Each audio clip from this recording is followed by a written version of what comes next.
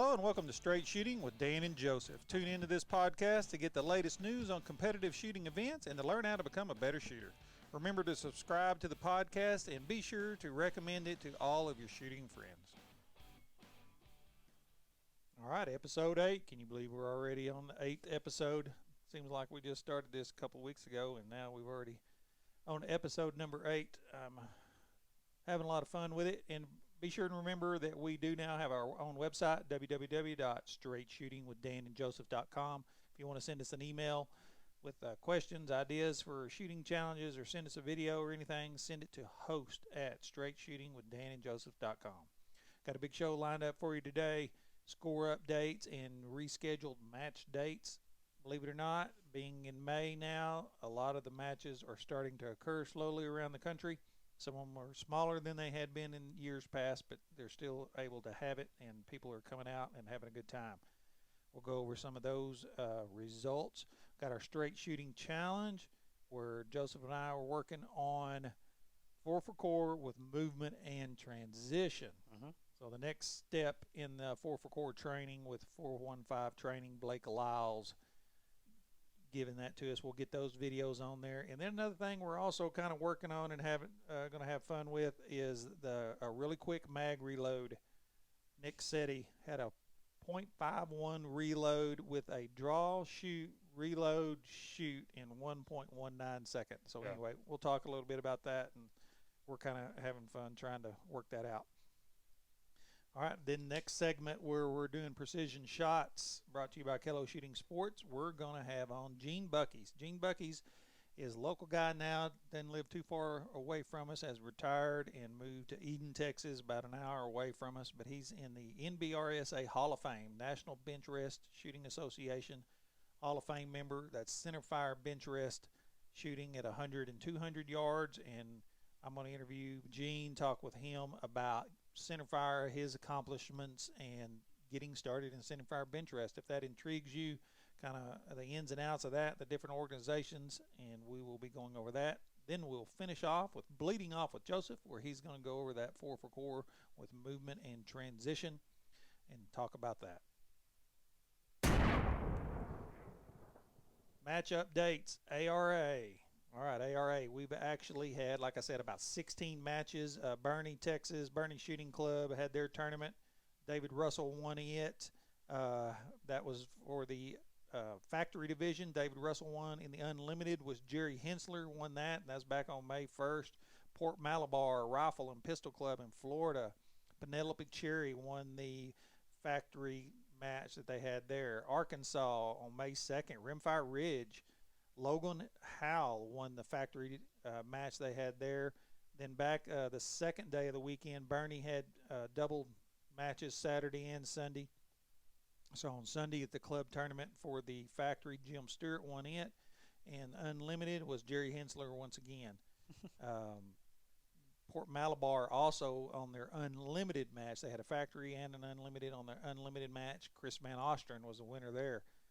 Looks like Rimfire Ridge on their unlimited match, Donald Hamlin won that, and that was all on that same weekend. Rimfire Ridge, the factory was Logan Howell, and the unlimited was Donald Hamlin. Moving on over to Ohio, Buckeye Rimfire Club, Greg Monroe won the unlimited match there. Most of all the ones in California, unfortunately, have had to cancel that. Reds up in Missouri, Joe Besh won the unlimited. David Hasey won the factory match there. That was all this is coming on the first weekend in May. Michigan Bay County Conservation and Gun Club unlimited. Mike Noble won it up in over in South Carolina. Green Sea, this was on the next weekend, May 9th. Ken Fogum won that. Good to see Ken shooting again. He'd been out for quite some time. Kettlefoot, May 12th. Factory division, Jeff Kite won it. And the unlimited division, Rick Smith was your winner. Another match at Green Sea in South Carolina. Robert Oates won that. So that about wraps it up on the ARA side. The USPSA, now, ARA's got plenty of other matches coming up. We've got Triple Crown coming going to be Memorial Day weekend. Actually starts Saturday the 16th. So here in just a day or two. So the 16th, Triple Crown, Bristol, Tennessee, Kettlefoot Rod and Gun Club. They're going to have an ABRA, the Auto Bench Rest State Tournament, on May 16th. 17th is going to have an ARA Club Tournament. Monday the 18th is our 50-50, Monday, Tuesday, and Wednesday. And Thursday we'll have the PSL Whole Shot Arms Bench Rest Brawl. And on Friday we have the ARA State Tournament. And then Saturday and Sunday, May 23rd, 24th, is a Triple Crown, a Rimfire. That'll be Rimfire Bench Rest. You'll shoot 3 ARA, 3 PSL, and then come back on Sunday and shoot 3 50-50 targets. And they'll have individual winners for each of those segments as well as an overall winner. It's a good time. It's typically one of the largest matches in the country for the year, or as far as Rimfire Bench Rest goes. We are going. We'll be there. We'll be running the PSL match, of course.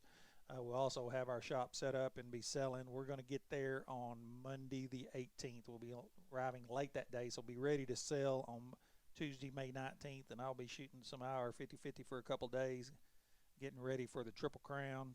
I won't shoot PSL. I'll probably go ahead and shoot the ARA, and then I'll shoot the Triple Crown. That's one of the big events I like to go to because I get to compete in that one with some other guys helping and running things. Also, lots of USPSA matches starting to come on board. Be sure and go to uspsa.org or Practice Score. Find the matches that are coming on in your area to get that going. There still have on the schedule June 13th the 6-hour multi-gun nationals at Frostproof, and then starting on the 20th the PCC nationals, all that at Frostproof, and then you've got some area championships come up. Well, not till July. July will be the first one up in Washington, Area 1 Championship. July 30th, Area 3 in Nebraska. And the one July 30th, Area 3, we're going to that one, I believe, right? Yep. And I think Double Tap had a match this past weekend, and I think Blake actually won it. Did he? I think so. We'll have to get him on next. He'll be on next episode, and we'll see how he fared on that. Sectional championships, June 3rd, Arkansas, in Perryville, Arkansas. June 12th in Casper, Wyoming, the Wyoming sectional. And June 12th, Kentucky sectional, Bluegrass Pistol Club in Wilmore, Kentucky. June 19th, Oklahoma section championship, Oklahoma City Gun Club. We'll be at that one as well. And looking forward to that. June 19th, June 27th, USPSA Great Plains section championship in Great Plains. And that's in Louisville, Nebraska. NE's Nebraska, right? Yeah. All right, so that's in Nebraska. And when is that one? That's not the one we're going to, Nebraska. Okay. That's the other one's the one. The area championship is the one that we're in Alda, Area 3 championship. That's at the end of, not till the end of July, though. Okay. June 19th, Treasure State Championship, Billings, Montana, Magic City. June 19th, Governor's Match in Alaska. Alaska Section Championship. June 26th, Texas State Open Championship down in Rosenberg. So lots of matches in June and July coming up. So get your calendar out and start getting ready for those. Also, another one we'll be attending Ely Rocky Mountain Regional NRL 22 match in Utah. We will be there. That's on June 27th. Going to go out there, do some mobile testing and whatnot, and then go to that match. Jim Cannon's match there in Utah will be a lot of fun, and looking forward to that. So get on the websites, look and see. People are starting to have matches. Be safe, but get out and have some fun. And we're ready to get back to the range. I'm excited to get. Matter of fact, I've got to get my gun tested and get ready, so I can find me some ammo for upcoming matches. You better hurry too, because it's been pretty busy. We have been busy. And two, we are going to tomorrow or Thursday, the 14th, we're going to have our little club match at San Angelo Gun Club. Probably won't be a whole lot of us, 6 or 7 of us there, but we're still going to do it. We're going to have a good time, and looking forward to doing that. Straight Shooting Challenge. All right, send us your videos. We've had one come in, and it's going to kind of get us going with the mag reload. This is going to be difficult. Mark Derbyshire sent that one over to us. Nick Setti, I hope I'm saying that right, has a video out. Search it on YouTube, and actually it's a couple years old. I think it's 2016, wasn't it? But he's fast. and Yeah, really fast. he's doing a draw, shoot one shot, Reload, reload, shoot shoot a again. second, and It's basically it's like a kind of like a short bill drill, because that's the whole premise of a bill drill is you shoot, reload, shoot. But his is one shot, but it's a sub two bill drill, yeah, it's a which 119. which is really fast. That's for normal people. You want your draw and first shot to be sub two, and he's throwing a reload and an extra shot in there within the same amount of time. It's it's really impressive to watch. He actually has to put it in slow mo for you to see, because the first mag that he's ejecting isn't even really hardly out of the mag well yet. By the time he's inserting the other one, it's pretty impressive. So anyway, we're playing around with that. We'll have some videos up of us doing that. Let's see your videos of you doing that. Put them on there and then tag us, upload them to YouTube or email them to us there at host at straightshootingwithdanandjoseph.com. Okay, also started working on the next step in Blake's training with 415 training. Mm-hmm. 4 for core with movement And and transition from yep. 2 targets. So give us the outline of what that drill looks like. It's just the next evolution. So it's, to me, it's kind of amazing how much you can change one drill to compound all these different things. That to be, a good, like, well-rounded shooter, you have to work on all these things. But you can't just do it separately. You have to work on them together. And so this is just the next step.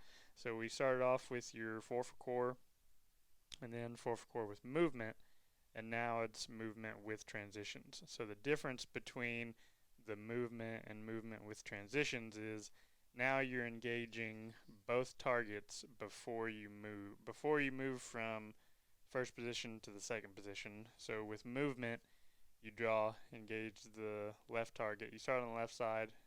Whatever side you start on, basically you only engage that side target. With transitions, you engage both of them, move to the next position, and then engage both of them again. There's no reloads. I guess if you wanted to, but unless you're shooting like production, you won't have to reload. Not in production, but limited. And so I think I did it in 5.549, and I'll upload the video. Blake was helping us last time he was here, and I ran it. There's a lot to think about, and so I kind of had these steps. So we were talking about last time what we focus on each change that we make, how our focus changes.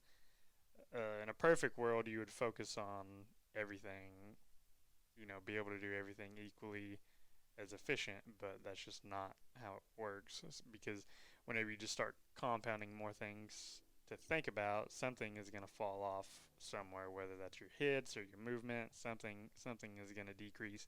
And so for me, my main thing, and this is just kind of the way that I think of it, is I want my base to still be stable. I want to have a stable base since I'm having to engage both targets now. It's not just one. So your orientation has to change because you don't want to be throwing extra movements in there. And so you kind of have to stand at a position where you can sort of you can see both of them for sure, but it's not perfect for either one. It's kind of in a little awkward middle part because our square wasn't super big, but so I want my base to be as stable as it can be. So I'm not really worried about my exit. Like, my focus on my exit is just make sure it's with my lead foot.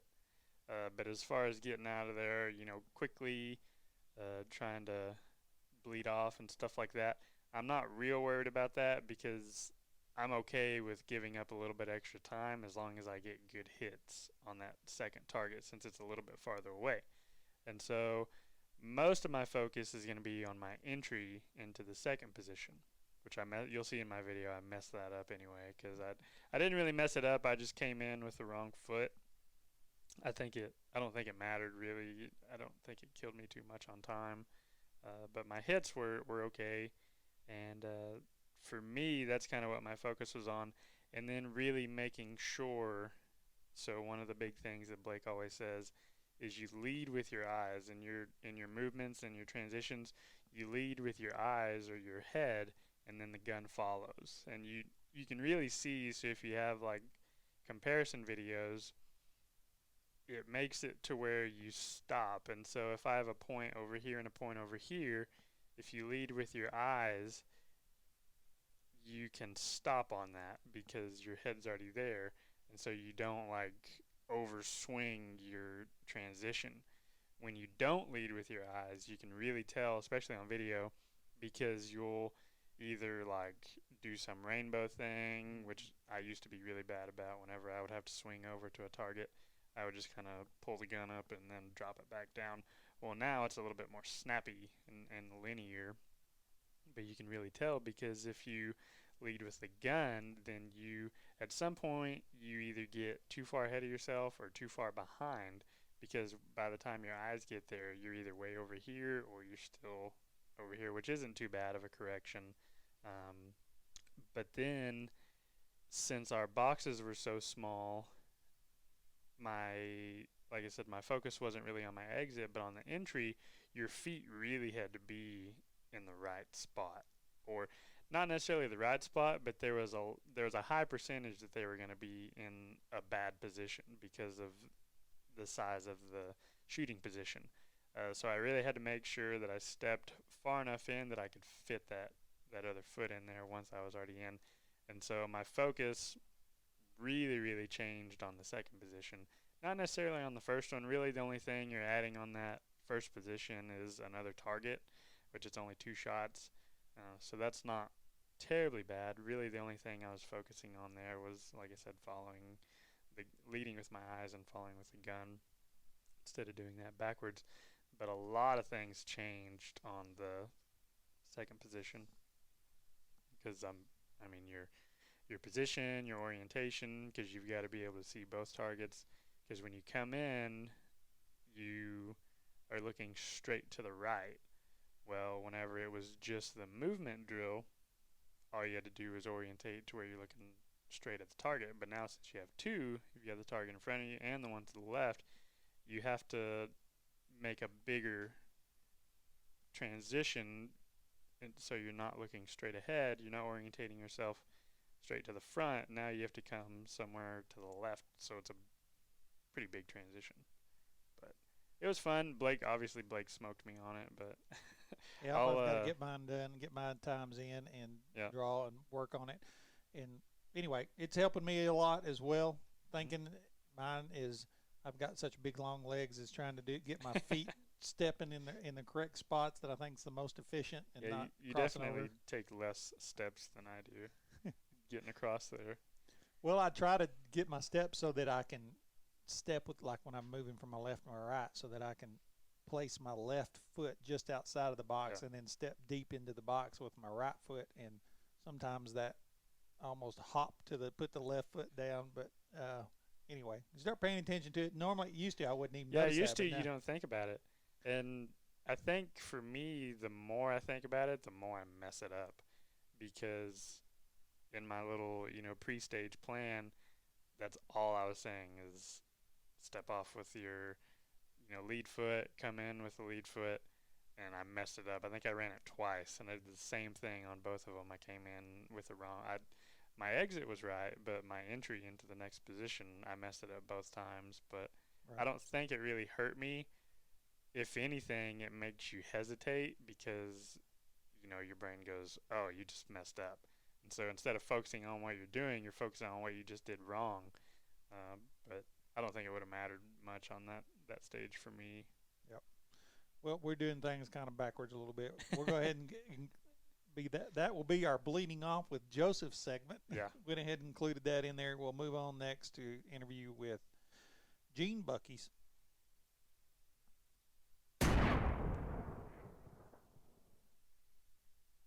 All right, that concludes this week's episode. Be sure and tune back in about 2 weeks. We'll have episode 9 come up where we're going to have a big report on our Triple Crown of Rimfire. We'll tell you all about our match in Bristol, Tennessee. On that match, I'm going to start a series I'm going to do a quick overview that on building a competition rimfire bench rest rifle, and then later on we'll have other segments about more specifics as far as just really drilling down into the actions, into the barrels. But basically we're going to go over the basics of if you want to build a full out competition 22 bench rest gun. And then for bleeding off with Joseph, Blake Lyles with 415 Training will be back with us, and we'll move on to get another variation of the 4 for core drill and get that going. Anxious to get that moving into our repertoire. So be sure and go on and subscribe to the podcast, leave a review, and follow us on YouTube. Be sure and check out our website with straightshootingwithdanandjoseph.com. Again, we got us on Instagram and Facebook, and our email is host@straightshootingwithdanandjoseph.com. We appreciate you listening, and be sure and send us any questions you have. We'll see you in a couple of weeks.